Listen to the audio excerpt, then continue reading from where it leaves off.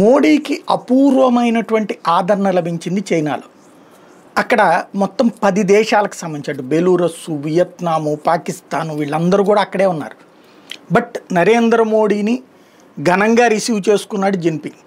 At the same time China అధ్యక్షుడు పుతిన్ని కూడా అలాగే బలంగా రిసీవ్ చేసుకున్నారు.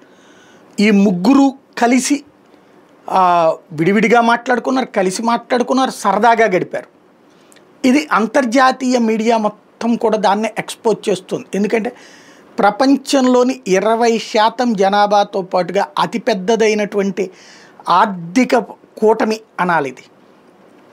వాస్తవంగా శత్రువుకి శత్రుమిత్రుడు అన్నట్టు అమెరికాకి చైనా శత్రువు ఇప్పుడు భారత్ని శత్రుత్వంగా చూస్తోంది. ఫలితమే ఇప్పుడు ఈ బంధం. భారత్ అయితే అలీన విదేశాంగ విధానాన్ని పాటిస్తోంది. అటు అమెరికాకి స్నేహము ఉంటుంది, శత్రుత్వం ఉంటుంది. రష్యాతో స్నేహం ఉంటుంది, శత్రుత్వం ఉంటుంది. చైనాతో స్నేహం ఉంటుంది, శత్రుత్వం ఉంటుంది. శత్రుత్వం అంశాల వారీగా ఉంటుంది, స్నేహం సహజ సిద్ధంగా ఉంటుంది.